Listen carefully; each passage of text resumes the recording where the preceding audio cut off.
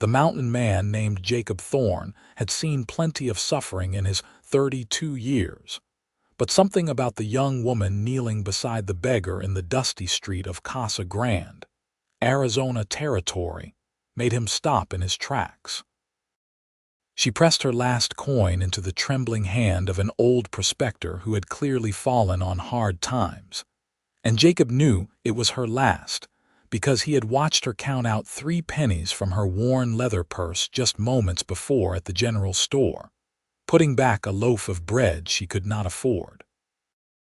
The September sun beat down mercilessly on the dirt road in 1873, and as she stood and brushed off her faded blue calico dress, Jacob noticed the way her shoulders straightened with dignity, despite the hollow look in her green eyes that spoke of hunger she would not admit.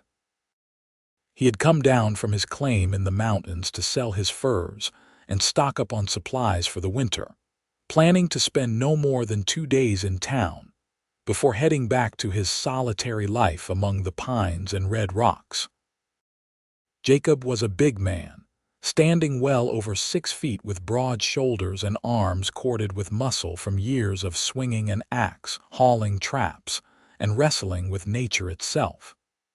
His dark hair fell past his collar, and his beard was neatly trimmed despite his wilderness lifestyle.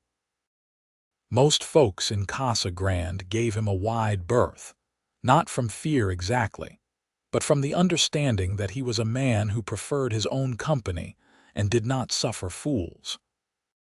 But watching this woman walk away from the beggar with her head held high, despite having nothing left for herself, stirred something in his chest that had been dormant for longer than he cared to remember. He followed her at a distance, observing as she made her way toward a ramshackle boarding house at the edge of town. Her dark blonde hair was pulled back in a simple bun, and her dress, though clean and mended, had seen better days. She could not have been more than 23 or 24 years old, and there was a quiet strength in the way she carried herself that reminded him of the mountain streams that ran gentle on the surface, but possessed a powerful current beneath. Jacob made a decision then that would change both their lives forever. He walked into the general store where he had seen her earlier and found the proprietor, a balding man named Chester Mills, who had been selling goods in Casa Grande since before the war between the states. "That young woman who was in here earlier," Jacob said, his deep voice cutting through the quiet store. "The one in the blue dress. What can you tell me about her?" Chester looked up from his ledger, adjusting his wire-rimmed spectacles. "Miss Willa Patterson. She came to town about 3 months back from Missouri, or maybe it was Kansas. Came west with her brother looking for work, but he died of fever not 2 weeks after they arrived. Poor girl has been trying to make ends meet ever since, taking in mending and laundry, but there is not much call for it in a town this size. Why do you ask?" Jacob pulled out a $20 gold piece and set it on the counter with a solid thunk. "Put together a basket of food. Bread, cheese, some of that smoked ham, dried fruit, coffee, sugar, flour. Make it look like she won a raffle or something and have it delivered to her boarding house. Do not tell her who it came from." Chester's eyebrows rose nearly to his hairline. "A raffle? We have not had a raffle in Casa Grande in 5 years. Then it is about time you had another one," Jacob said firmly. "And Chester, if word gets out that this came from me, you and I are going to have a problem. Understood?" The shopkeeper nodded quickly, well aware that Jacob Thorne was not a man to cross. "Understood. I will say it was sponsored by the Ladies' Aid Society or some such thing." Jacob left the store feeling oddly satisfied, but he knew a basket of food was only a temporary solution. As he walked down the main street of Casa Grande, passing the saloon, the assay office, and the small adobe church that served the town's spiritual needs, he found himself thinking about Willa Patterson and the compassion she had shown, despite her own dire circumstances. That kind of heart was rare, especially in a harsh land that tended to harden people like clay left too long in the kiln. That evening, Jacob took a room at the hotel rather than sleeping under the stars as he usually did when he came to town. He told himself it was because a storm was rolling in from the east, dark clouds gathering over the Galiuro Mountains in the distance. But the truth was he wanted to stay close enough to make sure his gift had been delivered, and to see if there was anything else he could do for the woman who had given her last coin to someone who needed it more than she did. The next morning dawned clear and hot, the storm having passed around Casa Grande to dump its precious rain somewhere else in the thirsty desert. Jacob was drinking coffee on the hotel porch when he saw Willa Patterson emerge from the boarding house, and even from a distance, he could see the change in her. Her steps were lighter, and there was color in her cheeks that had not been there the day before. She carried a basket over her arm as she headed toward the church, and Jacob wondered if she was bringing some of the food to share with others who had even less than she did. He spent the morning selling his furs to the trading post, getting a fair price for the beaver and fox pelts he had trapped over the summer. The trader, a gruff man named Silas Kane, who had been in the territory since before Arizona had separated from New Mexico, examined each pelt with a critical eye before nodding his approval. "You do good work, Thorne," Silas said, counting out the payment in both coin and paper money. "Not like some of these amateurs who bring in pelts so poorly treated they are barely worth the effort to process. You planning to trap again this winter?" "That is the plan," Jacob replied, tucking the money into his leather vest, "though I have been thinking about expanding my operation. Maybe building a proper cabin instead of living in that old trapper's shack up on the mountain. Getting tired of the solitary life?" Silas asked with a knowing look. Jacob just grunted in response, not willing to admit that yes. Maybe he was getting tired of going weeks without hearing another human voice, of eating his own cooking and mending his own clothes with clumsy stitches that would have made his mother weep. He had gone to the mountains after the war, after seeing too much death and destruction, needing the peace and quiet that only true wilderness could provide. But lately, the silence had started to feel less like peace and more like loneliness. He saw Willa again that afternoon, this time outside the general store where she was posting a notice on the community board. Jacob could not read it from where he stood across the street, but he saw Chester Mills come out and speak to her kindly, and she smiled in response. That smile transformed her face, lighting up her features in a way that made Jacob's breath catch in his chest. Without thinking too much about what he was doing or why, Jacob crossed the street and approached the board to read the notice she had posted. It was written in a neat, educated hand, "Skilled seamstress and laundress available for hire, also able to cook, clean, and keep accounts. Inquire at Patterson, room 7, Sunrise Boarding House." "She is a hard worker, that one," Chester said, having noticed Jacob reading the notice. "Taught herself to read and write when she was just a girl, or so she told me. Her brother was supposed to have a job waiting for him at one of the mines, but when they arrived, the position had already been filled. They were planning to move on to Tucson when he took sick." Jacob nodded slowly, an idea beginning to form in his mind. It was bold, possibly even foolish, but he had learned during the war that sometimes the boldest moves were the ones that paid off the biggest. "She have any prospects for work?" "Not that I know of," Chester admitted. "Mrs. Henderson at the boarding house might give her a few more weeks before she has to settle her account, but after that, I do not know what the poor girl will do.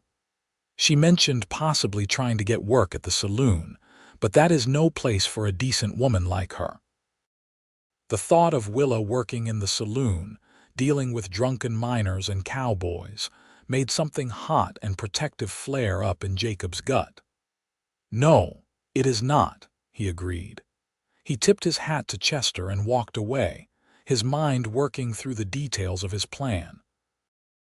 That evening, Jacob sat down at the small desk in his hotel room and wrote out a letter, or more accurately, a proposition. His handwriting was not as elegant as Willa's, but it was clear and legible, taught to him by his schoolteacher mother back in Tennessee before the war had torn the country apart. When he was satisfied with what he had written, he folded the paper, sealed it with wax, and wrote Miss Willa Patterson across the front. He waited until dusk, then walked to the Sunrise boarding house and slipped the letter under the door of room 7 before anyone could see him. Then he returned to his hotel and tried to sleep, though rest eluded him for most of the night as he wondered what her response would be. Willa found the letter the next morning when she woke up. She had slept better than she had in weeks, her stomach full for the first time since her brother Thomas had died and left her alone in this strange territory with almost nothing to her name. The mysterious food basket had been a godsend, and she had shared half of it with Mrs. Henderson to cover part of her back rent, then taken some to the church to distribute to families she knew were struggling even more than she was. She picked up the letter with trembling fingers, wondering who could have written to her. She had no family left that she knew of, and the few friends she had made in Casa Grande would have simply spoken to her rather than writing a formal letter. Breaking the seal, she unfolded the paper and began to read. Miss Patterson, I hope this letter finds you well. I am writing to you with a business proposition that I hope you will consider carefully before making your decision. My name is Jacob Thorne, and I am a trapper and mountain man who works a claim in the mountains northeast of Casa Grande. I have been living alone for several years now, and while the solitary life has suited me well enough, I find myself in need of assistance as I expand my operations. I am looking for someone to help manage my household, including cooking, mending, and keeping my accounts in order. In exchange, I can offer room and board in a cabin I am building, as well as a fair wage of $15 per month, paid at the end of each month when I bring my furs to town. I have made inquiries and have heard that you are a woman of good character, skilled in the domestic arts, and in need of employment. I assure you that my intentions are entirely honorable, and I would expect nothing from you beyond the work we agree upon. The cabin will have separate sleeping quarters to ensure your privacy and reputation remain intact. If you are interested in discussing this opportunity further, please meet me at the Casa Grande Hotel dining room tomorrow morning at 8 o'clock. If you choose not to come, I will understand and will not trouble you further. Respectfully yours, Jacob Thorne. Willa read the letter 3 times, her mind racing with possibilities and concerns. Jacob Thorne. The name was vaguely familiar, and then she remembered overhearing some women at the church talking about the mountain man who came to town a few times a year to sell his furs. They had spoken of him with a mixture of respect and wariness, describing him as a man who kept to himself, but was known to be fair in his dealings and quick to help anyone who truly needed it. The offer was almost too good to be true. $15 a month was more than she could hope to make taking in laundry and mending in Casa Grande, and room and board would solve her most immediate problems. But going to live in the mountains with a man she had never met, no matter how honorable his intentions claimed to be, was a serious decision that could affect the rest of her life. She spent the day in prayer and contemplation, seeking guidance from a source higher than her own worried thoughts. That evening, she spoke with Mrs. Henderson, the boarding house proprietor who had been kind to her despite her inability to pay her full rent. Jacob Thorne is a good man, Mrs. Henderson said without hesitation. She was a widow in her 50s with silver-streaked hair and kind eyes that had seen their share of hardship. My late husband used to trade with him before we moved to town, and he always spoke highly of Mr. Thorne's character. If he says his intentions are honorable, I would believe him. But it is still a big decision, dear. You would be very isolated up in those mountains, and if things did not work out, it would be a long way back to civilization. Willa nodded, appreciating the woman's honesty. She lay awake most of the night, weighing her options. She could stay in Casa Grande and hope that work turned up, but the town was small and opportunities were limited. She could try to make her way to Tucson or even back east, but that required money she did not have. Or she could take a chance on this Jacob Thorne and his proposition, trusting that sometimes God provided help in unexpected ways. When dawn broke over the desert, painting the sky in shades of pink and gold, Willa had made her decision. She washed carefully using the basin in her room, put on her best dress, which was still faded but clean and neatly pressed, and fixed her hair in a simple but tidy style. At precisely 8 o'clock, she walked into the dining room of the Casa Grande Hotel. Jacob was already there, sitting at a corner table with a cup of coffee in front of him. When he saw her enter, he stood immediately, his height and breadth seeming to fill the small space. Willa had seen him around town before, though she had not known his name, and she was struck again by the sheer physical presence of the man. He was powerfully built, with broad shoulders and muscular arms visible beneath his clean shirt. His dark hair was thick and fell to his collar, and his eyes were a deep brown that seemed to take in everything without missing a detail. "Miss Patterson," he said, his voice deep and steady. "Thank you for coming. Please sit down." Willa settled into the chair he held out for her, noticing the courteous gesture. Whatever else Jacob Thorne might be, he had been taught manners somewhere along the way. "Mr. Thorne," she replied, folding her hands on the table, "I received your letter. And have you given it consideration?" He sat back down across from her, his large frame somehow managing to look at ease in the small dining chair. "I have thought of little else since reading it," Willa admitted, "but I have some questions before I can give you my answer." "I would be concerned if you did not," Jacob said with a slight nod. "Ask whatever you need to know." Willa took a breath, gathering her courage. "Your letter mentioned separate sleeping quarters. Can you tell me more about the living arrangements?" "I am building a 2-room cabin," Jacob explained. "Right now, I live in an old trapper's shack that is barely big enough for one person. The new cabin will have a main room with a kitchen area and a fireplace, and 2 separate bedrooms, each with its own door that can be locked from the inside. My intention is that you would have complete privacy and security. And the work, what exactly would you expect from me? Mainly cooking and keeping the cabin clean," Jacob said. "I also do a fair amount of leather work and repairing my own clothes, but I am not very skilled at it. If you could handle the mending and maybe help me keep track of my accounts and inventory, that would be helpful. During trapping season, I am often out from dawn to dusk checking my lines, so you would have a great deal of time to yourself. What about supplies? How often would we come to town?" "I usually make the trip every 6 to 8 weeks, weather permitting," Jacob told her. "Less often in the winter when the snows come, but I keep a well-stocked larder and I hunt for fresh meat regularly. You would not go without." The words struck Willa with unexpected force. You would not go without.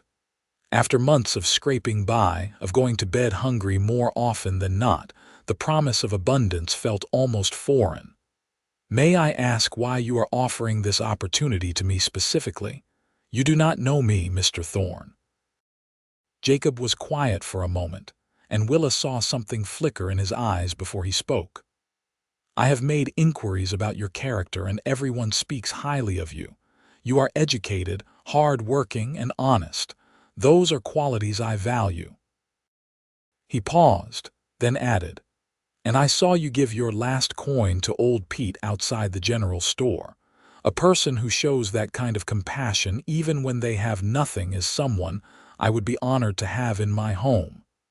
Willa felt heat rise in her cheeks. She had not realized anyone had witnessed that moment. "You were the one who arranged for the food basket, were not you?" Jacob did not deny it. "You gave what little you had to help someone else. It seemed only right to ensure you did not suffer for your kindness." Something shifted in Willa's chest, a warm feeling that had nothing to do with the Arizona heat. Here was a man who noticed quiet acts of compassion and responded with generosity of his own. "I am not sure what to say, Mr. Thorne." "Say you will consider my offer," Jacob replied. "I know it is a big decision, and I do not expect an answer this minute. But I want you to know that my word is good. If you accept, I will treat you with respect and ensure you are safe and provided for.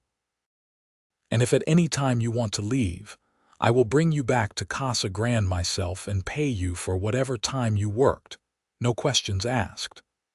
Willa looked into his steady brown eyes and saw honesty there, and something else she could not quite name. She thought about her few options, about the empty feeling in her stomach she had grown too familiar with, about the uncertainty of her future in Casa Grande. And she thought about the way this strong, solitary man had noticed her small act of kindness and had responded in kind, without seeking recognition or praise. "I do not need more time to think," she said quietly. "I will accept your offer, Mr. Thorne. When would you like me to start?" Jacob's face, which had been carefully neutral, broke into a smile that transformed his rugged features. "We can leave as soon as you are ready. I have already purchased the supplies I need, and my pack mules are ready to go. If you can be ready by tomorrow morning, we could head out then." "Tomorrow morning," Willa repeated, her heart beating faster. Everything was happening so quickly, but sometimes quick decisions were the right ones. "Yes, I can be ready by then." They discussed the practical details over breakfast, which Jacob insisted on buying for both of them. Willa learned that his cabin was about a day and a half's journey into the mountains, accessible by a trail that was rough but manageable. He had a small garden plot where he grew vegetables during the short mountain growing season, and he kept chickens for eggs. His nearest neighbor was another trapper about 5 miles away, and there was a small settlement of miners another 10 miles beyond that. "It is a quiet life," Jacob warned her. "Some folks find the isolation difficult. The winters especially can be long and lonely when the snow keeps you inside for days at a time." "I am not afraid of quiet," Willa said honestly. "I grew up on a farm in Missouri. We were miles from the nearest town, and I learned to appreciate the peace of it." After breakfast, Jacob walked her back to the boarding house and gave her money to settle her account with Mrs. Henderson. "You should not leave owing anyone," he said when she protested. "Consider it an advance on your first month's wages."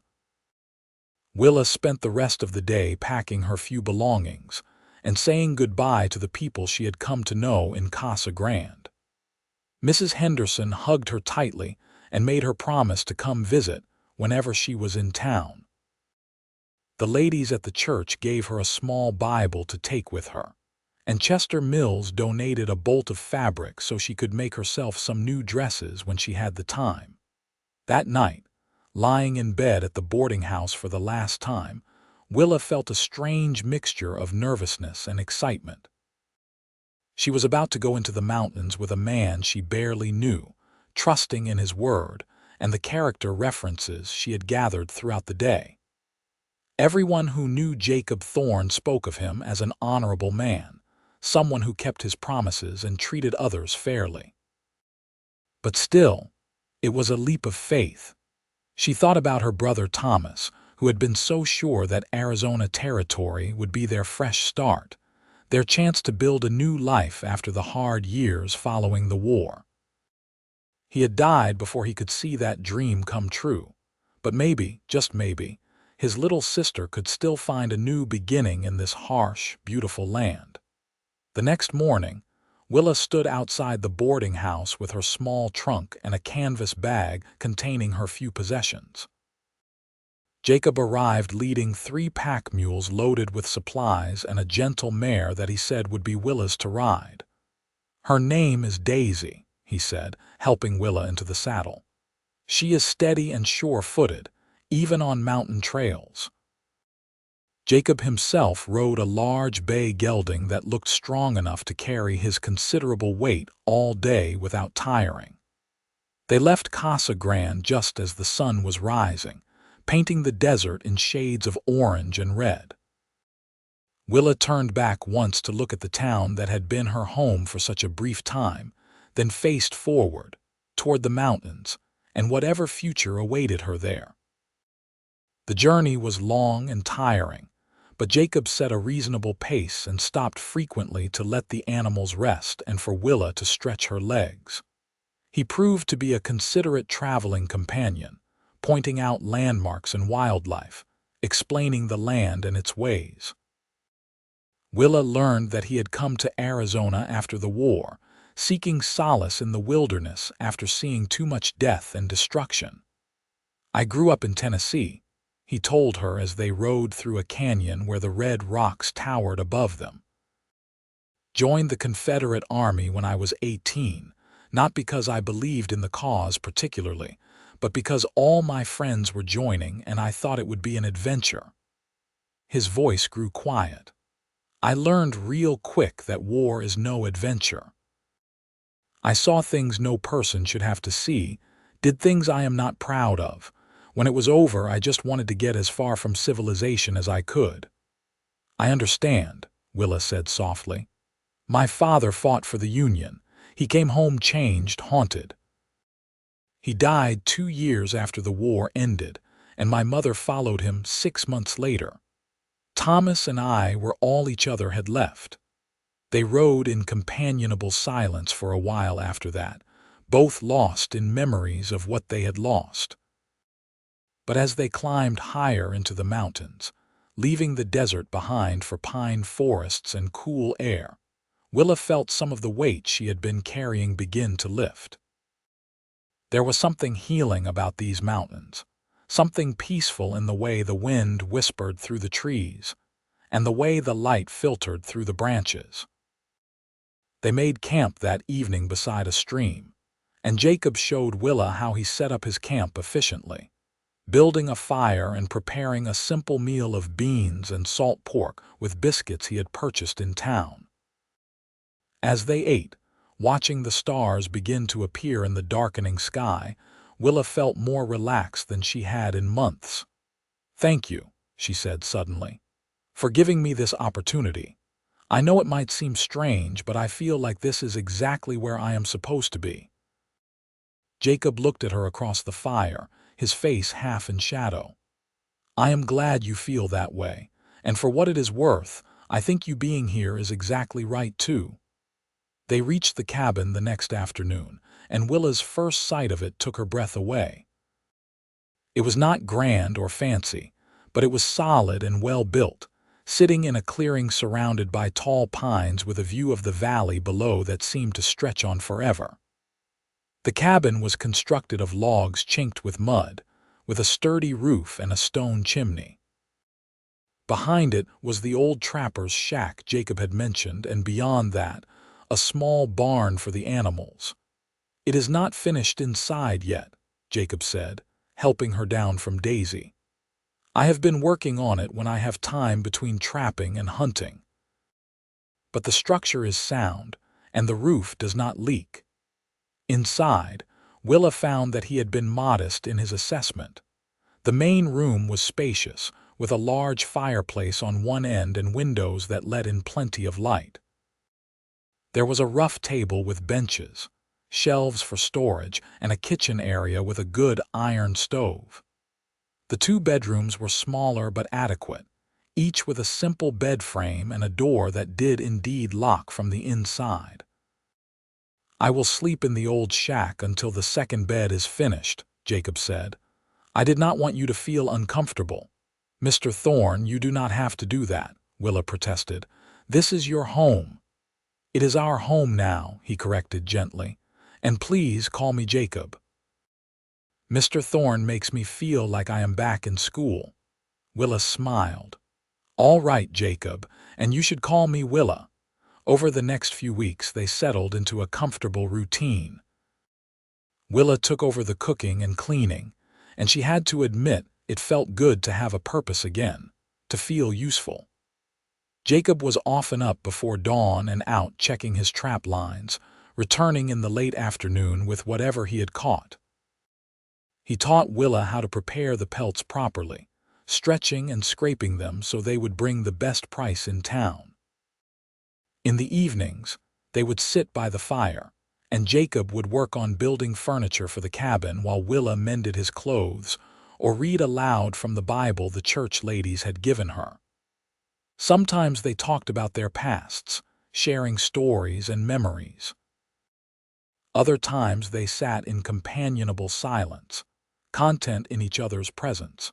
Willa found herself watching Jacob when he did not know she was looking, admiring the way his muscles flexed as he worked, the concentration on his face as he carefully fitted pieces of wood together. He was unfailingly respectful and kind to her, always making sure she had everything she needed, never overstepping the boundaries they had established.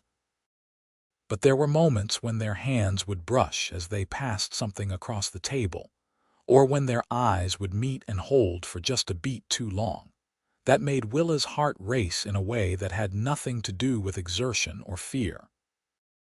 She was beginning to realize that her feelings for Jacob were growing beyond mere gratitude or friendship, and the realization both thrilled and frightened her. Jacob was fighting his own internal battle. He had told himself that his proposition to Willa was purely practical, that he needed help and she needed work. But the truth was more complicated. From the moment he had seen her give her last coin to that beggar, he had been drawn to her in a way he could not fully explain. Having her in his home, seeing her smile as she tended the garden, hearing her soft humming as she worked, was slowly breaking down the walls he had built around his heart. He found himself thinking about her constantly, wanting to make her laugh, to see that light in her eyes when she was happy. He brought her wildflowers he found on his trap lines, telling himself it was just a friendly gesture. He hunted for fresh game more often than necessary, because he wanted to see her pleasure in cooking with good ingredients. He worked harder on the cabin, adding little touches like a proper cupboard for the kitchen and a cushioned chair by the fireplace, all because he wanted her to be comfortable and happy. One evening in late October, as they sat by the fire after dinner, Willa looked up from her mending to find Jacob watching her with an expression that made her breath catch. "Is something wrong?" she asked softly. Jacob shook his head slowly. "No, nothing is wrong. I was just thinking how much better this place feels with you in it, how much better I feel." Willa set down her mending, her hands trembling slightly. "I feel the same way. I have been happier these past weeks than I have been in years." They looked at each other across the firelight, and something unspoken passed between them, an acknowledgement of feelings that had been growing since the day they met. Jacob stood up and crossed to where Willa sat, kneeling down so they were at eye level. "Willa," he said, his voice rough with emotion, "I know I offered you a job, a business arrangement, but I cannot pretend anymore that my feelings for you are purely professional. You have brought light and joy into my life, and I find myself hoping, maybe foolishly, that you might feel something for me too." Willa reached out and placed her hand on his bearded cheek, feeling the warmth of his skin, the strength in his jaw. "It is not foolish at all. I do have feelings for you, Jacob. I think I have from the beginning, though I was afraid to admit it." Jacob turned his face to press a kiss into her palm, then took her hand in his much larger one. "I do not have much to offer you beyond this cabin and my protection. but I can promise you that I will work every day to make you happy, to make sure you never want for anything again. I love you, Willa Patterson, and if you will have me, I would be honored to make you my wife." Tears spilled down Willa's cheeks, but they were tears of joy. "Yes," she whispered. "Yes, I will marry you, Jacob Thorne. I love you too." Jacob pulled her into his arms, holding her tight against his broad chest, and Willa felt safe and cherished in a way she had never experienced before. When he finally pulled back enough to look at her face, he wiped away her tears with his thumbs. Then slowly, giving her every opportunity to pull away, he lowered his lips to hers. The kiss was gentle at first, tender and sweet, but it quickly deepened as years of loneliness and longing poured out from both of them. Willa had been kissed before, awkward stolen moments with a boy back in Missouri before the war, but nothing had prepared her for the way Jacob's kiss made her feel, like she was coming home after a long journey, like she was exactly where she belonged. When they finally broke apart, both breathing hard, Jacob rested his forehead against hers. "We should do this properly," he said. "I will take you to town, and we will be married by the minister at the church. I want everyone to know that you are mine and I am yours." "When?" Willa asked, not wanting to wait any longer than necessary. "As soon as we can. I was planning a trip to town next week anyway to trade some furs. We could go then if you are willing." "I am more than willing," Willa said, smiling up at him. "I would marry you tomorrow if we could." The week passed in a blur of preparation and anticipation. Jacob finished the second bedroom and moved his belongings into it, maintaining propriety even though they were now engaged. He also spent hours working on a surprise for Willa, carving a beautiful hope chest from pine wood, decorating it with intricate designs of mountains and wildflowers. When he presented it to her, Willa cried again, overwhelmed by the thoughtfulness of the gift and the skill with which it had been crafted. "It is beautiful, Jacob. I will treasure it always." They made the journey to Casa Grande in record time, both eager to begin their new life together officially. The town was abuzz with the news that the reclusive mountain man was getting married, and to the kind young woman who had won the hearts of many during her brief time there, Mrs. Henderson insisted on hosting a small celebration at the boarding house after the ceremony, and the ladies from the church donated a beautiful lace veil for Willa to wear. Chester Mills closed his store early to attend the wedding, and even old Pete, the beggar Willa had helped, showed up in his best clothes to wish them well. The ceremony took place on a Sunday morning in the small adobe church, with sunlight streaming through the windows and the whole town in attendance. Willa wore a simple white dress that Mrs. Henderson had helped her sew from the fabric Chester had given her, and she carried a bouquet of wildflowers that Jacob had picked that morning.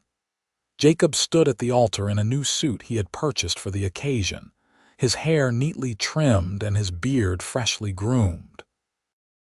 But it was the look in his eyes as he watched Willa walk down the aisle that took everyone's breath away. Here was a man completely and utterly in love, and he was not afraid to show it. The minister, Reverend Samuel Cooper, smiled as he began the ceremony. "Dearly beloved, we are gathered here today to witness the joining of Jacob Thorne and Willa Patterson in holy matrimony. Marriage is not to be entered into lightly, but reverently, and with the understanding that it is a sacred covenant before God and these witnesses." When it came time for the vows, Jacob took Willa's hands in his and spoke in a voice that was steady and sure. "I, Jacob Thorne, take you, Willa Patterson, to be my lawfully wedded wife. I promise to love you, honor you, and cherish you all the days of my life. I promise to protect you, provide for you, and make sure you never want for anything. From this day forward, you will never be alone, and you will never go without, because I will spend every moment of my life ensuring your happiness and well-being." Willa's voice was soft but clear as she made her own vows. "I, Willa Patterson, take you, Jacob Thorne, to be my lawfully wedded husband. I promise to love you, honor you, and stand by your side through whatever life brings us.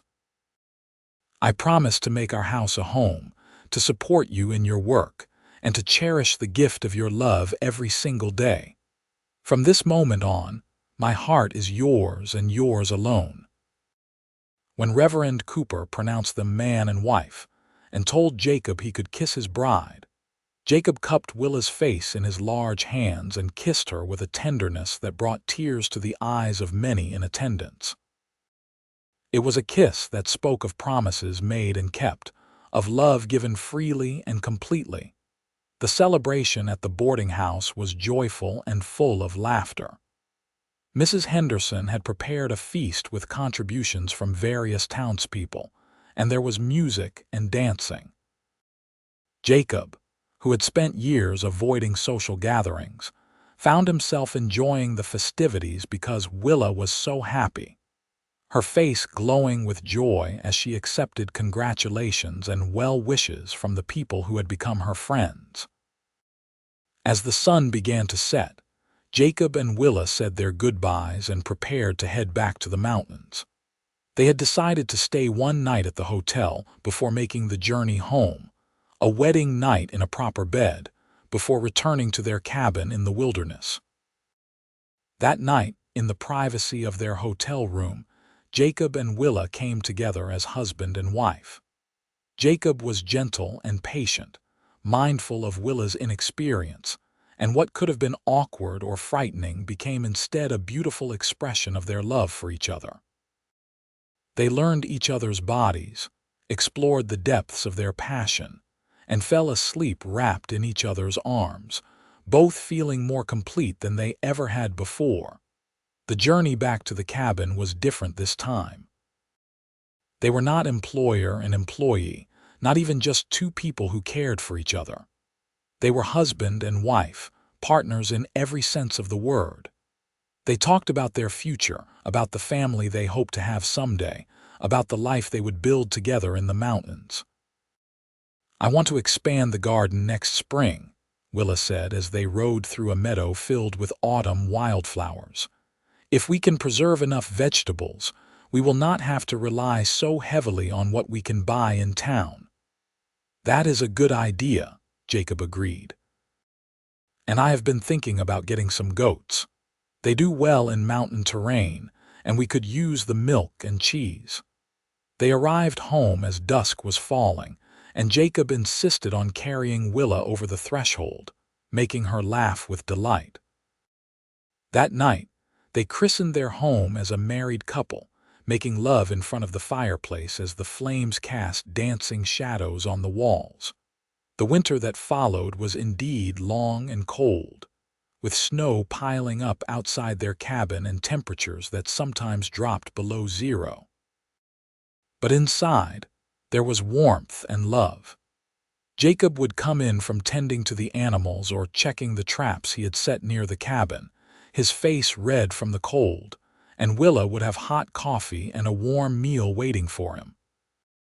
In the evenings, they would sit close together by the fire, reading or talking or simply enjoying each other's presence. Jacob continued to make good on his promise that Willa would never want for anything. Every trip to town brought back not just necessities but small luxuries too: a tin of fancy tea, a length of ribbon for her hair, a book he thought she might enjoy. And more importantly, he gave her his time and attention, always making sure she knew how much he loved and valued her. Willa, for her part, transformed their cabin into a true home. She sewed curtains for the windows, made a beautiful quilt for their bed, and filled the shelves with preserves and dried herbs. She learned the rhythms of mountain life, understanding when to expect storms by watching the behavior of the animals, knowing which plants were good for medicine and which for eating. When spring finally arrived, melting the snow and bringing new life to the mountains, Willa discovered she was pregnant. She told Jacob one evening as they sat on the porch watching the sunset, and his reaction was everything she could have hoped for. He pulled her into his arms, holding her tight, and she felt the dampness of tears on her hair as he pressed his face against her head. "A baby," he whispered, his voice full of wonder. "We are going to have a baby." "Are you happy?" Willa asked, though she could already tell he was. "Happy does not begin to cover it," Jacob said, pulling back to look at her face. "You have given me so much, Willa. A home, love, purpose, and now a family. I promise you I will be the best father I can be." Jacob became even more protective during Willa's pregnancy, insisting she rest more and take on lighter tasks. He hired a woman from the mining settlement to come stay with them for the last month before the baby was due, a capable midwife named Sarah Chen, who had delivered dozens of babies in the rough mining camps. Their son was born on a warm September evening in 1874, exactly 1 year after the day Jacob had first seen Willa give her last coin to the beggar. The labor was long and difficult, and there were moments when Jacob, pacing outside the cabin while Sarah and Willa worked inside, thought he might go mad with worry. But when he finally heard the strong cry of his newborn son, and Sarah called him in to meet his child, all the fear melted away. Willa lay exhausted but glowing in their bed, holding a tiny bundle wrapped in soft blankets. She looked up at Jacob with tired eyes full of love. "Come meet your son." Jacob approached almost reverently, and when Willa pulled back the blanket to reveal the baby's face, he felt his heart expand in a way he had not known was possible. The baby had a shock of dark hair and was red-faced from crying, his tiny fists waving in the air. "He is perfect," Jacob breathed, reaching out to touch one of those small fists. Immediately, the baby's fingers wrapped around one of Jacob's much larger ones, gripping tight. "Look at that grip. He is going to be strong." "What should we name him?" Willa asked. They had discussed names throughout the pregnancy but had not settled on anything definite. Now, looking at their son, Jacob said, "Thomas, after your brother, so that part of him lives on." Fresh tears spilled down Willa's cheeks. "Thomas Jacob Thorne, it is perfect." Sarah stayed with them for another week, making sure both mother and baby were healthy and strong before she returned to the mining settlement. Jacob barely left Willa's side during that time, tending to her every need and spending hours just watching his son sleep. As Thomas grew from an infant to a toddler, the cabin rang with new sounds, laughter and babbling and the patter of small feet. Jacob proved to be a devoted father, patient and loving, teaching his son about the mountains and the animals, showing him how to track and hunt as soon as he was old enough to walk steadily. Willa watched her husband with their son and fell even more deeply in love with him, if that was possible. Jacob was strong and capable, providing for his family through his trapping and hunting, but he was also gentle and affectionate, never too tired or busy to play with Thomas or help Willa with the household tasks. 2 years after Thomas was born, Willa gave birth to a daughter they named Rose Elizabeth. She had Willa's blonde hair and Jacob's brown eyes, and from the moment she entered the world, she had her father wrapped around her tiny finger. Jacob, who could face down a mountain lion without flinching, was rendered completely helpless by his daughter's smile. The cabin had to be expanded to accommodate their growing family, and Jacob built an addition with 2 more bedrooms and a larger kitchen. He also constructed a proper barn and a chicken coop, and they acquired the goats Willa had suggested years before, along with a milk cow and a few pigs. Their trips to Casa Grande became family affairs, with Thomas and Rose excited to see the town and visit with the friends their parents had made there. Mrs. Henderson, now in her 60s, loved to spoil the children with sweets and stories. Chester Mills always had a peppermint stick waiting for each of them behind his counter. The years passed in a rhythm of seasons, winters spent snug in their cabin, springs filled with planting and new life, summers of long days and warm nights, autumns of harvest and preparation for the cold months ahead. Jacob's trapping business continued to thrive, and they were able to save money and invest in improvements to their property. When Thomas was 7 and Rose was 5, Willa found herself pregnant again. This time, she gave birth to twin boys, whom they named Matthew and Mark. Jacob was overwhelmed with joy, and more than a little terrified at the prospect of raising 4 children. But he rose to the challenge with the same determination he brought to everything he did. The cabin, which had once seemed so spacious, now felt almost too small for their active, growing family.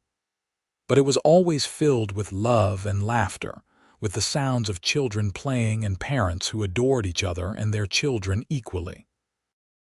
On their 10th wedding anniversary, Jacob took Willa back to Casa Grande for a special celebration, leaving the children in the capable care of Sarah Chen, who had become a close friend to the family over the years. They stayed at the same hotel where they had spent their wedding night, and Jacob presented Willa with a gift he had been working on for months. It was a locket, beautifully crafted from gold he had panned from a stream near their cabin. Inside were 2 tiny photographs, one of Thomas and Rose and one of the twins. On the outside, he had engraved to my beloved Willa, who gave her last coin and received a lifetime of love in return. Willa cried when she read the inscription, thinking back to that day so long ago when she had been at her lowest point, hungry and desperate and alone.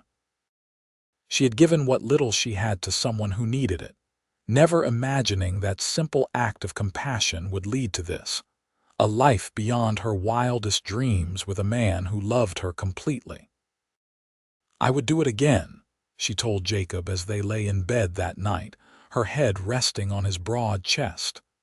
"Even knowing what I know now, I would still give that coin to old Pete because it brought me to you.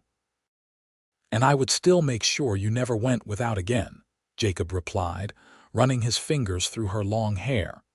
"That is a promise I will keep until my dying day." The children grew, as children do. Thomas became a strong, capable young man who loved the mountains as much as his father did. Rose was smart and spirited, with her mother's compassionate heart and her father's determination. The twins, Matthew and Mark, were inseparable, always getting into mischief but fundamentally good-hearted boys. When Willa was 42 and Jacob was 51, their youngest child, a daughter they named Grace, was born. She was a surprise blessing, arriving when they thought their family was complete, and she was doted on by her older siblings and parents alike. Jacob's hair had turned silver by then, and his beard was more white than brown, but he was still strong and vital, still checking his trap lines and providing for his family. Willa had aged gracefully, her beauty deepening with the years, laugh lines around her eyes and silver threading through her blonde hair. Their love had not dimmed with time. If anything, it had grown stronger, deepened by shared experiences and the family they had built together. They still sat together by the fire in the evenings, still stole kisses when they thought the children were not looking, still held each other close at night. As the children grew up and began to make their own ways in the world, Thomas taking over more of the trapping business, Rose marrying a kind young man from the mining settlement, the twins heading to Tucson to start a freight business, Willa and Jacob found themselves with more time for just the 2 of them again. They took long walks through the mountains, revisiting the places that had been important in their life together. The meadow where Jacob had told her about wanting to expand the garden, the stream where he had panned the gold for her locket, the clearing where they had first kissed. "Do you ever regret it?" Jacob asked her one autumn day as they sat on the porch, watching the sunset paint the sky in shades of gold and crimson. Grace was inside making dinner, and they could hear her singing softly to herself. Giving up the chance for a different life, maybe an easier life in town. Willa took his weathered hand in hers, lacing their fingers together. "Not for a single moment. This life, our life, it is everything I ever wanted, even when I did not know I wanted it. You kept your promise, Jacob. I have never gone without, not in any way that matters." "You gave your last coin," Jacob said, echoing the inscription on her locket. "And in return, you gave me everything. A home, a family, a reason to be more than just a man hiding in the mountains." "You saved me, Willa, just as much as I like to think I saved you." "We saved each other," Willa corrected gently. "That is what love does." They sat in comfortable silence as the sun dipped below the horizon, and one by one, the stars began to appear in the darkening sky. From inside the cabin came the sounds and smells of home. Dinner cooking and Grace humming and the crackle of the fire in the hearth. Jacob thought back to the day he had seen Willa give her last coin to old Pete. How something in that simple act of compassion had called to him, had made him want to be better, to do better. He had set out to make sure she never went without again, but in the process, he had received far more than he had given. He had received love, family, purpose, and a life rich in all the ways that truly mattered. The cabin that had once been just a shelter had become a home filled with warmth and laughter. The mountains that had been his refuge from the world had become the foundation on which he built a legacy of love and family that would continue long after he was gone. The years continued to pass, bringing changes and new chapters. Thomas married and brought his bride to live in a cabin he built near his parents, continuing the family tradition on the mountain. Rose and her husband started a successful ranch in the valley below, and their children loved to visit their grandparents in the high country. The twins' freight business thrived, and they made sure to stop by the mountain cabin on every route that brought them near. Grace, the youngest, showed a talent for painting and often captured the beauty of their mountain home on canvas. Jacob and Willa grew old together, their hair turning white, their steps slowing but their love remaining constant and true. They became grandparents many times over, and their cabin was often filled with the sounds of grandchildren playing and exploring the mountains, just as their own children had done. On the 50th anniversary of their wedding, the entire family gathered at the mountain cabin for a celebration. Children, grandchildren, and even a few great-grandchildren filled the property, camping in tents and sleeping in every available space. There was music and dancing, storytelling and laughter, a feast that lasted all day. As Jacob and Willa stood together, surrounded by the family they had created, they renewed their vows in a simple ceremony conducted by Reverend Cooper, now ancient but still sharp as a tack. The words were the same ones they had spoken 50 years before, but they carried even more weight now, shaped by decades of love and partnership, tested by hardship and blessed by joy. "I promise to love you, honor you, and make sure you never want for anything," Jacob said, his voice still strong despite his 82 years. "I promise to love you, honor you, and cherish the gift of your love every single day," Willa responded, her voice soft but clear, her hand steady in his. As the celebration continued into the night, with bonfires blazing and children chasing fireflies in the gathering dusk, Jacob and Willa slipped away to their favorite spot, a bench Jacob had built years ago that overlooked the valley. "Quite a legacy we have built," Jacob observed, watching the lights and hearing the laughter from the cabin. "Quite a life we have lived," Willa agreed, resting her head on his shoulder. They sat together in the peaceful darkness, two souls who had found each other against all odds, who had built something beautiful and lasting from a single act of compassion and a promise to ensure that compassion was rewarded. "You remember what you said to me the night I proposed?" Jacob asked. "Which part?" Willa smiled. "You said you had been happier those few weeks in the cabin with me than you had been in years. I think about that sometimes, how I almost did not approach you that day in town, how I almost talked myself out of leaving that letter under your door." "But you did approach me, and you did leave the letter," Willa said. "Because that is who you are, Jacob, a man who sees someone in need and does something about it.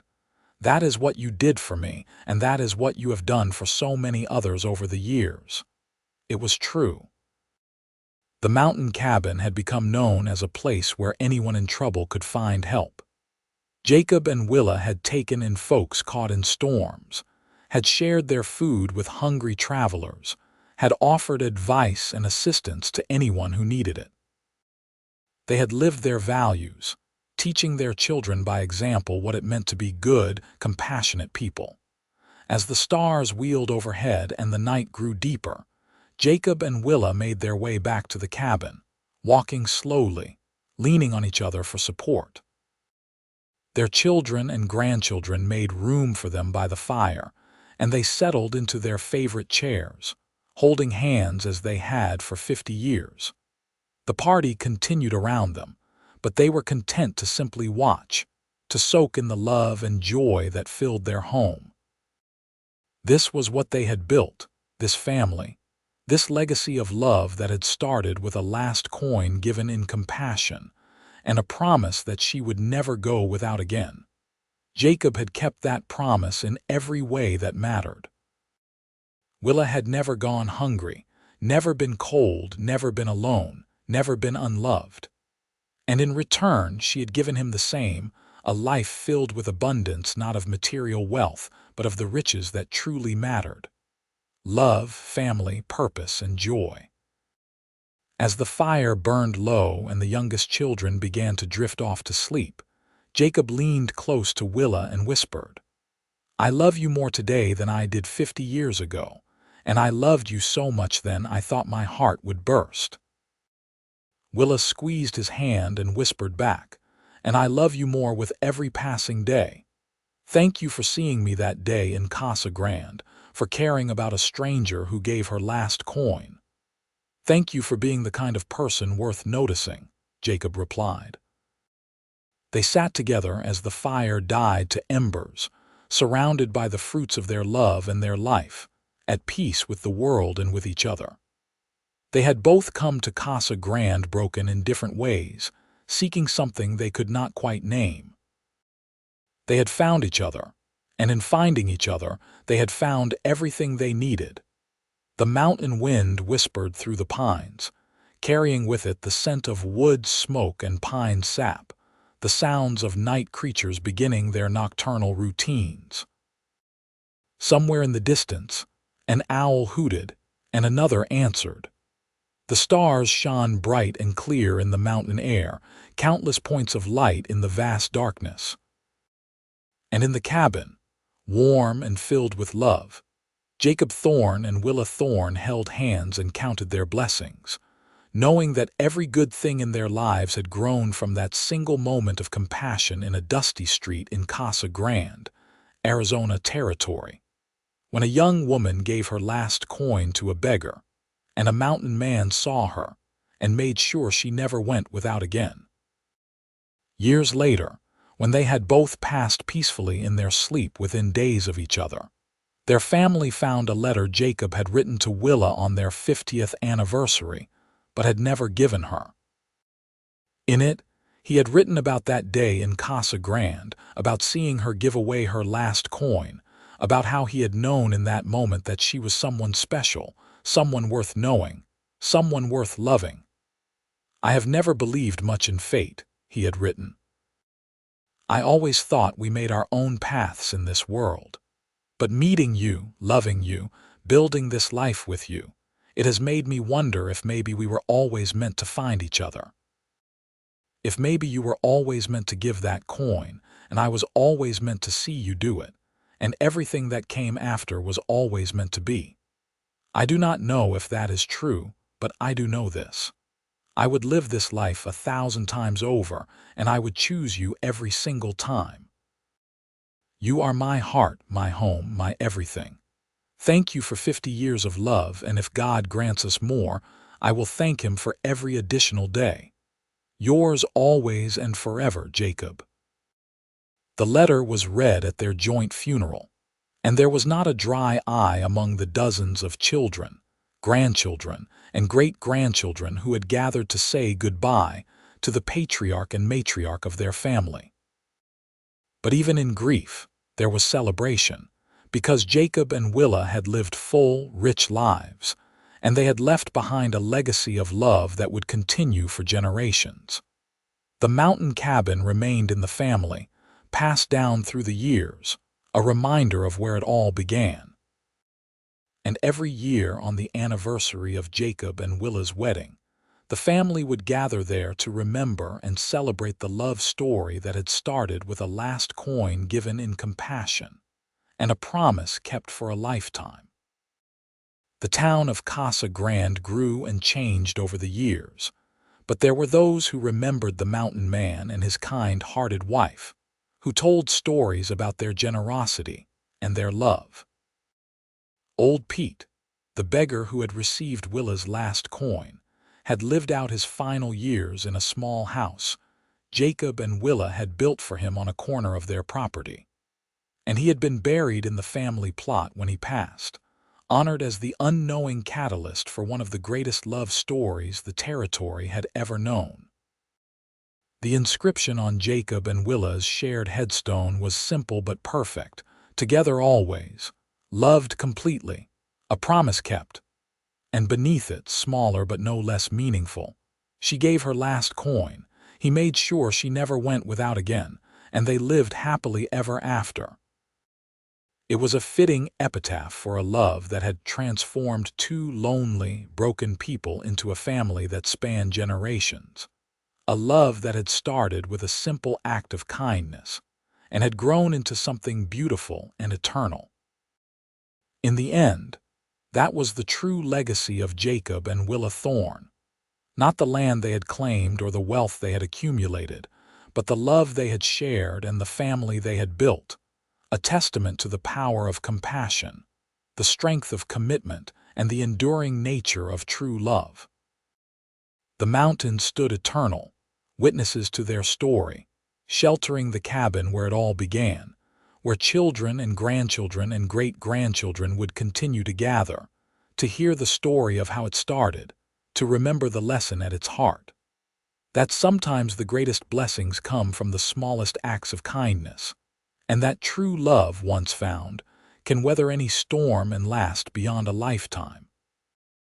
And so the story ended as all the best love stories do, with two people who found each other against all odds, who built a life together filled with love and laughter, who kept their promises to each other until death and beyond, and who left the world better than they found it through the simple act of loving each other completely. Jacob made sure Willa never went without again, and in doing so, he gained everything that truly mattered. And they lived, truly and completely, happily ever after.